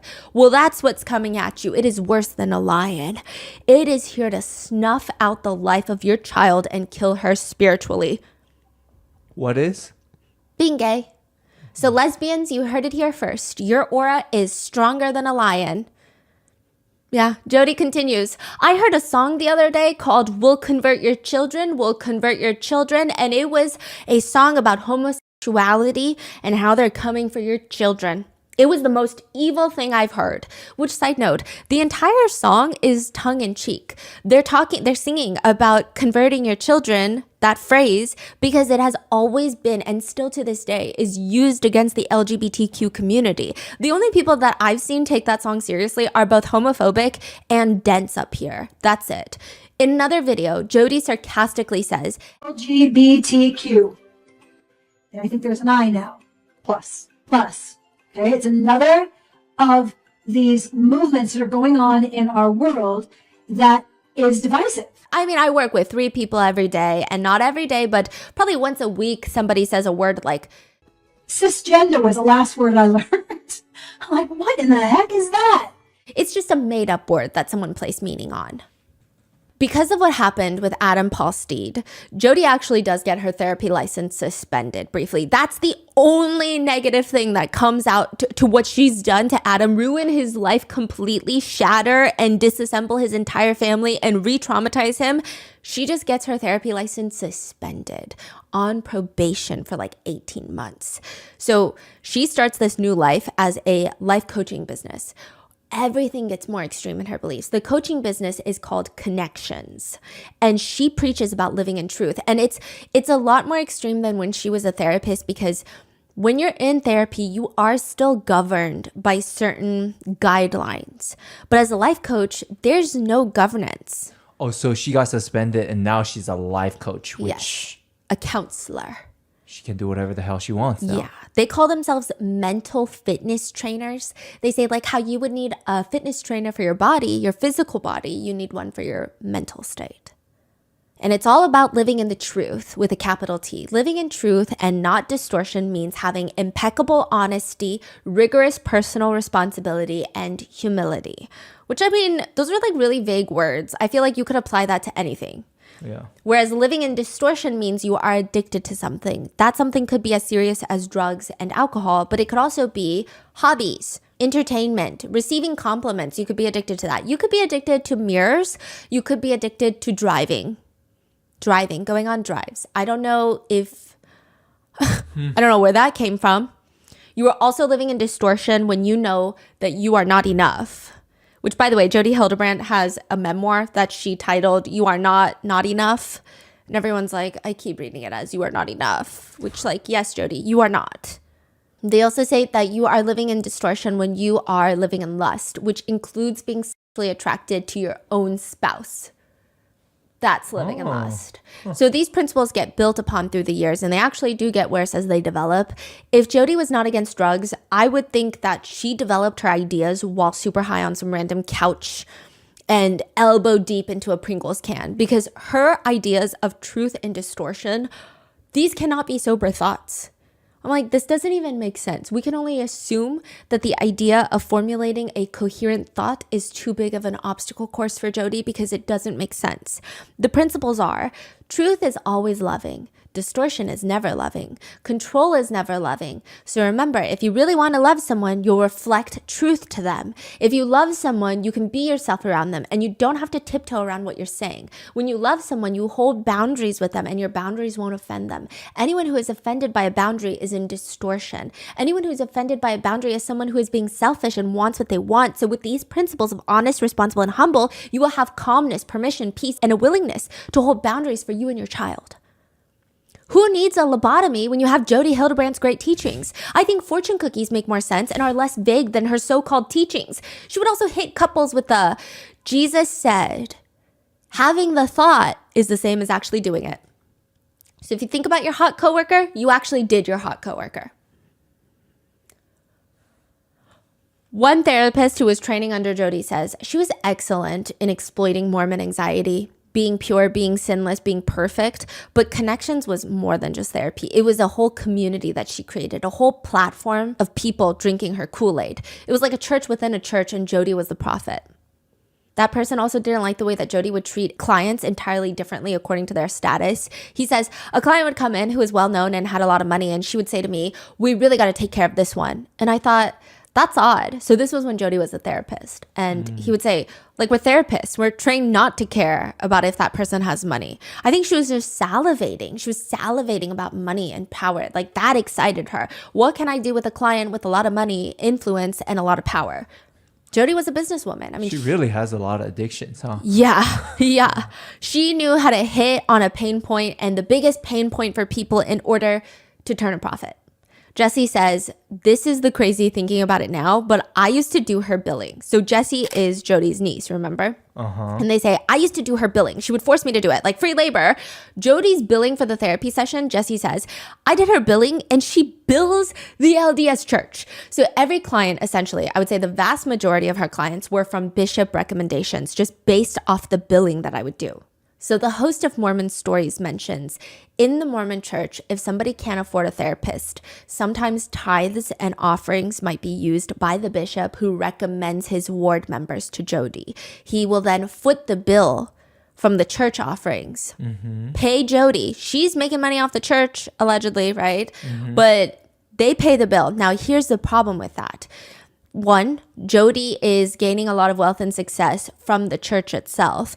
And two, a lot of victims have come forward to state that another insidious way that Jody ruins people's lives is once your bishop pays for your therapy, they are entitled to all therapy notes. What? There's no such thing. Like, you usually have to sign things that say my bishop can also know what I talk about in therapy. So it's this: Jody will alienate you from your bishop, accuse you of doing some heinous things allegedly.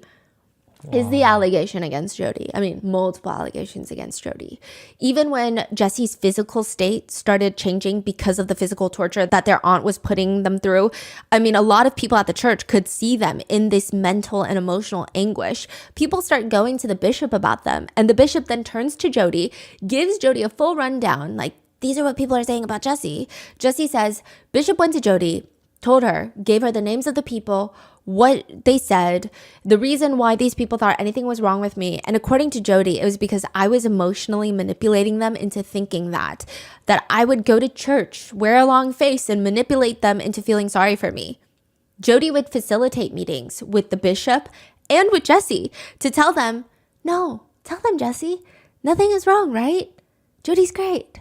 Which is already highly unethical. Okay, side note, already unethical. If you are a therapist, every single therapist, at least the ones that should be licensed anyway, they say if their family member, a niece, a cousin 5 times removed, doesn't matter, they would never be their therapist.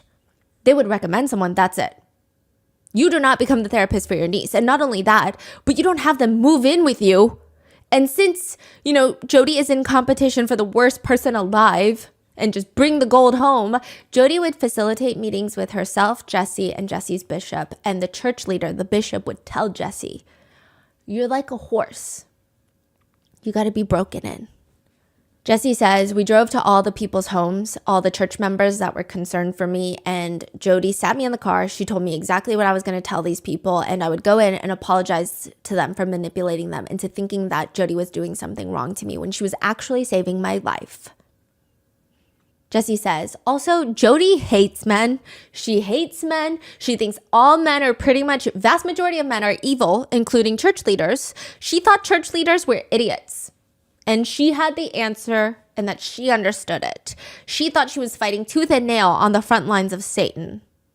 But somehow, there are still people that believe Jody is the all-knowing oracle to the truth. One review reads, Jody's one-on-one calls and the group classes have been life-changing for our family. Years of false beliefs were surfaced in weeks, what years of therapy failed to do. I will say, anyone who believes Jody's tactics are questionable are simply not ready to take responsibility for their choices. 5 stars for Jody Hildebrand. Review left by Ruby Franke. 18-year-old Ruby is not looking for a degree, which seems counterintuitive because she is a student at Utah State University. But where else are you supposed to find the love of your life who is going to be athletic, handsome, smell good, comfortable to talk to, well-groomed, not skinny, 5 inches taller than Ruby, doesn't have anger issues, is not snappy, is not snooty, is good with music and teaching, wears khakis and collared shirts, Eagle Scout, is good with siblings, likes yard work, prays daily, reads scriptures daily, wants 6 kids, willing to help kids with homework, and is crazy about me. That is her list of what she's looking for in her future husband. And she's looking right now, 18 years old, in college, looking for a husband. How do we know that? Her prerequisites. She has a whole graph of it labeled and detailed on a poster board that's hung in the back of her closet. When she starts dating, she's going to go in and start writing the boys' names across and then coloring in the boxes. So if you're 5 inches taller, she'll color in that box. And then at the end, she's going to see who has the most colored boxes, and that's her future husband. What? Yeah. She's like efficient with her dating. That is crazy. Yeah. The boy that she's going to marry is going to check off the most. And one of the contenders is Kevin Franke. It's not the most romantic meeting, but that's fine. She did not write love at first sight type of romance movie meeting on her chart. Ruby and Kevin Franke, they bump into each other at a hot dog stand on campus. And instantly, he's a good contender. He's laid back. Ruby likes that. She wants someone to join her in life, not run her life, not lead her in life. she wants to drive the car. Which also, side note, a lot of netizens have been asking, 8 passengers, then who is driving? And then a lot of netizens comment Jody. Interestingly, Kevin is just as interested in Ruby as she is in him, maybe more so. He was heartbroken when he realized that while watching a movie with Ruby under the blanket, he was holding her hand. But when he looks under, there is another guy dating Ruby on the other side, also holding her hand. What? He's so pissed about it, but he becomes determined. And I don't know how he knew about Ruby's little graph of dating in the back of her closet. I don't know if he stumbles upon it by accident, but once he finds it, he's ready. He jots down every single thing on that list. And this is the new Kevin Franke. This is who he will be from this day forward. He says, I went home and I studied hard. I studied that list harder than I did my schoolwork, I think. I was very insecure with who I was. I was willing to change to become somebody that somebody else would appreciate and love. And it works. After 2 weeks of dating, this is like 2 weeks after meeting each other, they get engaged. And within 2 months of being engaged, they get married. And at just 21 years old, Ruby gives birth to their very first child, New York Times bestselling author Sherry. Yeah, get her book. 1 down, 5 more to go. 6 kids total, and Ruby Franke is the type of mother who needs a scapegoat. She would be a perfect mom, right? Had it not been for this kid. Everything would have been perfect had it not been for this one. A lot of narcissistic parents always find a scapegoat in the family, and it's usually a kid. Every other kid is good. Every other kid is well behaved in their eyes, except this kid. If something goes wrong, it's this kid. Does the kid shift? Yes. The kid, it seems like in the beginning, it is Chad. And then once a lot of the older children move out, once Chad and Sherry move out and Kevin moves out, it'll be the youngest too. Chad is the eldest son, the second born. And in part 1, we go over Ruby taking away his phone, his bedroom door, even sending him to a troubled teen wilderness camp for over a month. It seems like this was all done at the recommendation of Jody, which Ruby meets Jody through a friend who is telling Ruby, listen, if anyone can, quote, fix Chad, which, by the way, Chad, and I don't think any of the Franke kids needed any sort of fixing. They just needed a mother who loved them and did not vlog all of their worst moments and put them online 5 days a week. But she says, if anyone can, quote, fix Chad, it's going to be Jody. Now, the first Zoom meeting between Chad, he remembers for some reason his parents were so nervous. Chad thought it was goofy. He's like, I'm just going to get through this Zoom meeting with this Jody lady and I'm going to be done with it. They hop on Zoom. Jody says, Chad, it's really good to see you. Are you ready to start living an honest and responsible and humble lifestyle? Chad says, absolutely. Let's get started. I'm so ready to live a responsible life. You're lying, Chad. Chad said he went silent because he's never had a therapist or whatever call him out so directly in front of his parents. Like, you're lying about that. It was just very aggressive. Chad looks over and he just knew that his mom is hooked from that moment forward. Jody is not taking Chad's bullshit. Is this like in the middle of their YouTube journey?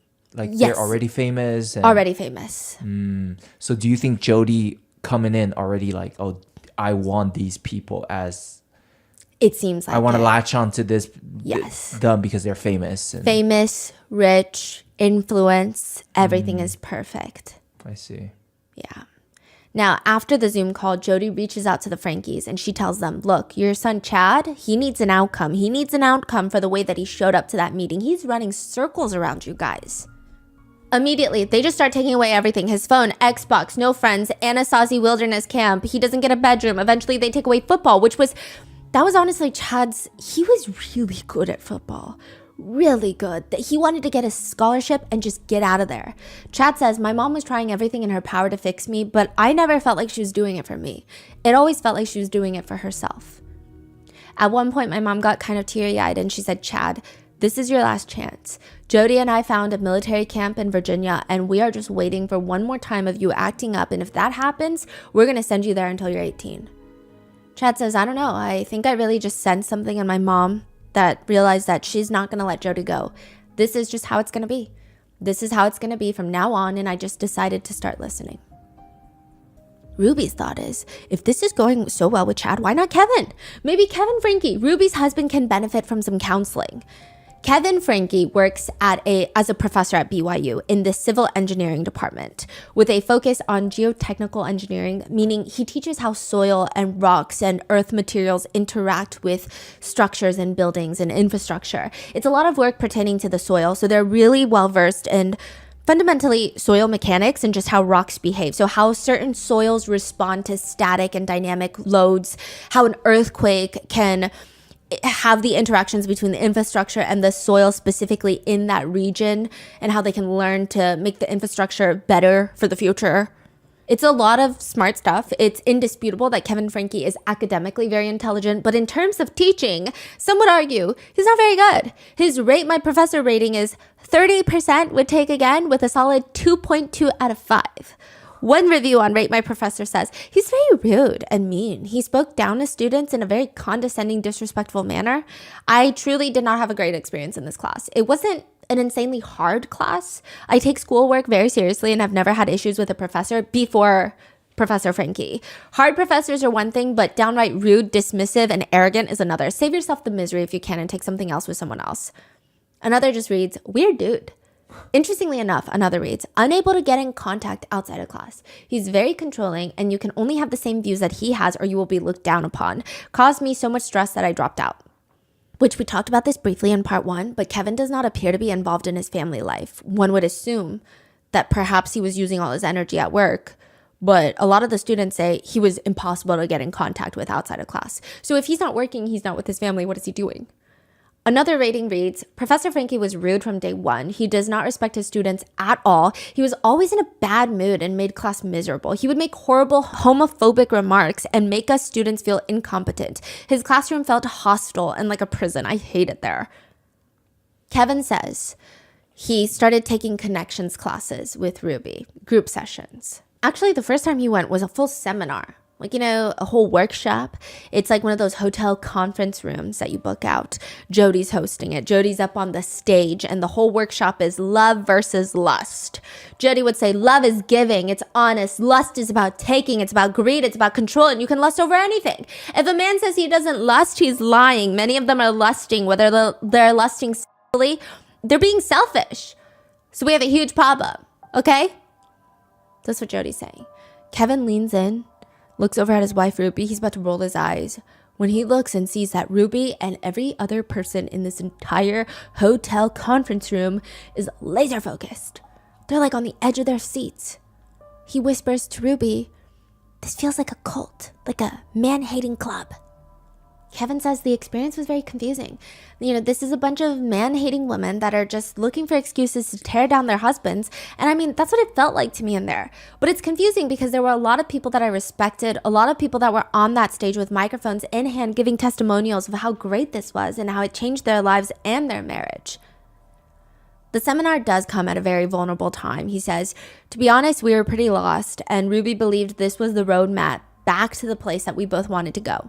So after the seminar, she sat me down and she said, I'm concerned about our marriage and I'd like to invite you to join a Connections men's group, which is a group of men that meet up on Zoom every week with Jody so she can berate them about how they're ruining their lives if they ever place their eyeballs on a nude photo of a woman.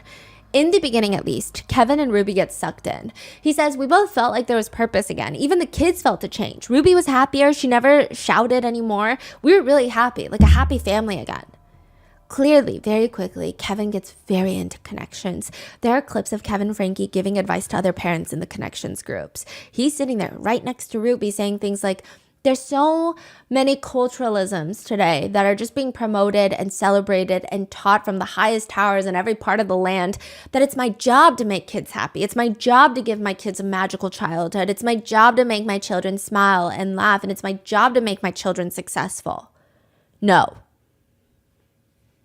Sherry remembers in her book, yeah, that's exactly what Ruby does. Ruby does not have time or patience for a child that wants to be happy or is even sick. So now Kevin's like buying into all of this. He's like, discipline, discipline. It's not my job to make sure that my children are emotionally stable. In the beginning, Ruby and Kevin are the stars of the new group sessions that Jody is hosting. They become the teacher's pets, if you will, and everyone would do well to learn from them. Many victims have come forward to say that Jody is very meticulous about how she tortures people in these group counseling sessions.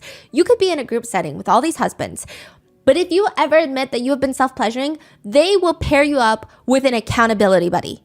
This is a non-mental health professional that you have to text 3 times a day at the very least. Anytime you want to self-pleasure or do anything that you shouldn't be doing, even if you just briefly thought about it for 2 seconds, you have to tell your accountability buddy. They take a full log. They're like an accountant. Excel spreadsheet this. And then there's these confessional meetings where you meet up with your wife and Jody and you have to confess everything to her. And if you maybe don't mention one thing on that list, the accountability buddy will rat you out. And then everyone in the group pressures the wife to punish the offending spouse in some way. Other victims who have come forward state that Jody encourages the wife to punish husbands by kicking them out of the bedroom. No hugging, no kissing, no talking, no nothing, no intimacy or even personal connection for months at a time, all for the unforgivable crime of self-pleasure. Does Jody have a husband? She did briefly an ex-husband for 2 years. And it was apparently a very messy divorce. Now, Jody would use that where the husband is now going through months of isolation. And it's almost like she's waiting for the husband to self-pleasure again and have a relapse. That's when she pushes the wife to kick him fully out of the house and start initiating a divorce. Aside from that, the group sessions are just group bullying sessions. Kevin says, if Jody piles on somebody, they all pile on. If Jody praises somebody, they all praise. And so it really felt like a pack of dogs. And Jody was the alpha. And whoever she sticks the dogs on, they would go. Whoever she praised, the dogs would just lick them up and down. And that's just how these groups went.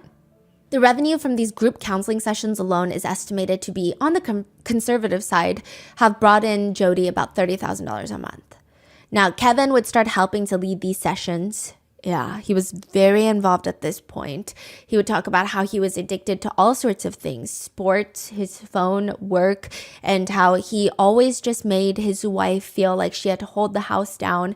And it was this whole conversation he's like leading and teaching. And it seems like the only one in the entire Franke household that's really concerned, that's not a full-fledged child that's getting concerned about this, is Sherry. She's very suspicious of Jody. Something about Jody is cold, not maternal, but in the worst way possible. It's like the absence of any maternal energy. Sherry starts looking into who exactly Jody Hildebrand is, and she seems like a grifter. Honestly, like a con woman. On her website, there's packages that you can purchase. Leadership training, 6-week program, 1 person, $800. Team leadership program, $5,000. Company leadership training, $15,000. Jody learns the reason that Jody switched from therapy to full-blown counseling and life coaching is because, yes, there's more money, but also she's on probation. Her license was suspended. Wow. At this point, Adam Paul Steed's story was not fully out, so it just was like Jody was disclosing patient information to the honor code at BYU. It wasn't the level that we know today. Even the way Jody responds to criticism is alarming. In one video, Jody demands people leave her better reviews. She starts ranting. It's confusing to me. It's like you guys like what you're getting from us, and we're saying, hey, can you please help? Can you please take 5 minutes and hit a button and go give us a 5-star review? Please? I don't understand why you won't do it. There is a link underneath every single video. I think we've had 5 people from the last time I asked, which is probably a month ago. 5 out of almost 9,000, 5 people to give us a review. That's 5. And we've had probably 50 to 75 people give us 1-star reviews. So we started with a 5, and in 3 months, we're down to like a 2. There is a link underneath every single video that says, give us a review. Click it and give us a 5-star review, please. I don't understand why you won't do it. Even if you put all of this to the side, Sherry is noticing how extreme things are getting in the house. Jody would say extreme things like, it's extreme, but it has to be because we're surgically removing the sin. We're surgically removing the sin from your souls. May 2021, Jody calls Ruby freaking out. She's wailing and sobbing into the phone. This is Jody, the life coach extraordinaire, crying to her client. She tells Ruby that it's happening. It's time. The second coming, doomsday, the apocalypse. The shadow figures are coming for her. They're haunting her. They just surround her at night all around the bed. Jody knows Satan is behind this. He has it out for her. He's the one sending them. We talked about this in part 1, but Ruby and Kevin were prepared for doomsday, the second coming. Kevin says because we were in that state of mind where we were ready for something big to happen, we were expecting it, we just weren't expecting this. So to them, this sounds incredibly rational, level-headed. Yes, of course Satan Daddy is sending you demons at night. So they go to Jody's house to be with her while she goes through these demonic possessions to give her support. So for months, the church bishop would come to help Jody, I guess, with exorcisms, but nothing's working. Bishop even suggests maybe the demons are attached to your $5 million house. Maybe you gotta leave. Which means maybe Jody can stay with you, Ruby. Live with you and the rest of the Franke kids until she's better. Move into the Franke household. Kevin says, I was like, oh, hell no. I don't want this in my house. But I was beaten over the head with it. That's really insensitive. She's done so much to help our family. You're being selfish. She needs it, and come on. And it won't be for long. And so I relented, and I was like, okay, actually, this could be kind of fun. Let's make it fun. And she needs a vacation, so we'll just do all of this. And it turned into the moment she showed up at my house, which was just the weirdest crap started happening. He says, so the church leader told Jody to live with Franke? Well, it was more so, I don't know how to help you. Maybe the demons are in your house. I gotta go. Oh, so Ruby just took her in. Yeah, Jody and Ruby were like, oh, let's go to Ruby's house. Okay. Now, Kevin says out of nowhere, the lights would turn on and off. It sounds like people were walking inside the walls. You could feel there's spirits floating around. Kevin says he hated it, that it was weird. But he probably didn't hate it as much as Sherry hated it. She just remembers her mom calling her, you have a couple of hours to take whatever you need out of your room, and Jody's moving in. You're moving out in 2 weeks already to go to college, so I figured you only have to deal with it for 2 weeks, so it should be fine. Sherry says, it was fine, but I thought it was weird that a therapist would move in with her patients. But it gets worse. Sherry writes in her journal at the time, the house's spirits feel weird with Jody here. Something's going on between her and my parents that we don't know about, and the whole thing is super secretive. I'm trying to spend as much time out of the house as I can. This is the desert house? No, this is the Franke house. Oh, the desert house is not Franke house. No, that's Jody's house. Oh. Yeah. This is like their family home that they've been vlogging in. Okay. Now, Jody is still suffering from her demonic possessions, her trances. Both Ruby and Kevin are trying to help her through it, but eventually Jody starts responding best to Ruby. Ruby even volunteers to stay in Jody's room overnight, which is her daughter Sherry's room, to comfort Jody because the demon spirits get more active at night. They start sleeping in the same bed. Ruby tells Kevin, you know what, I'm just going to start sleeping in there. And if I need you, I'll come down and get you. And maybe if I'm in the room with Jody, these things will leave her alone. Kevin says, I'm like, oh, that's kind of weird.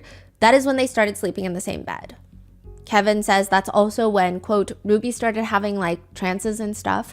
I would say it was probably around that time that she believed she was going to heaven and seeing God and Jesus talking with them.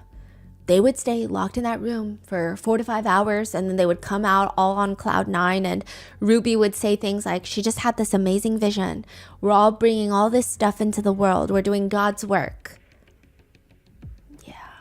Kevin says, I don't know the extent to which their interactions went, but it was much more than a friendship, much more than a sisterhood. It was uncomfortably intimate. Sherry says, I never remembered her being that sympathetic towards me when I was having similar issues, aka nightmares as a kid, but I guess this was different with Jody. Also, Sherry says, Ruby and Jody would stay upstairs all day, and they would rarely leave the house unless they were going to Dairy Queen. Their diets were a cardiologist's nightmare, just sugar and ranch dressing. So after moving out for college, there's this very strange incident where Sherry has to go back home to get a few things from her room. She says, I pushed the door to my bedroom and I looked around confused. The room was bathed in the soft glow of candles. The air was heavy with the scent of lavender and vanilla wafting from the massage oils in the dresser. I quickly grabbed what I needed and got the hell out of there, feeling like I just walked into someone else's honeymoon suite. The only thing missing was rose petals on the bed. That is crazy. Sherry says the whole thing was made weirder by the fact that that night, Sherry's sleeping on the couch. She can't fall asleep. It's like 5 a.m. She hears something, and she writes in her book, quote, I cracked one eye open just in time to see Ruby tiptoeing out of my room, her hair messy, her cheeks flushed, and her robe hastily tied, heading back to the bedroom she shared with my dad, a strange smile on her face. She looked mischievous. What the hell was going on? Why was Ruby sneaking around in the middle of the night like a teenager trying not to get caught by her parents? Were they really doing candlelit massages in my bedroom? How could all of this be happening with all of us in the house?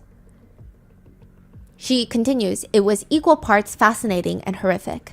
Two women who preached, quote, truth while living lies, who condemned queerness very publicly in their connections videos while embodying it privately in my room, on my bed, most likely.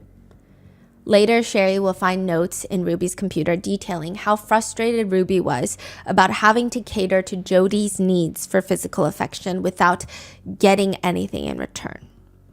Which is a lot going on, but at the time, all Sherry is most concerned about is her family's safety.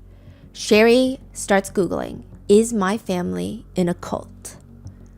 This is where I leave you with part 2.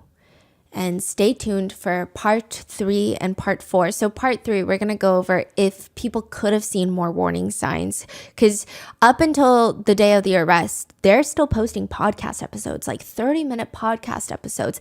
And some of what they're teaching kind of lines up to what they're journaling about the torture that was taking place. And then in part 4, we go through the arrest. Stay tuned. Let me know in the comments, what are your thoughts? Stay safe, and I will see you in the next one.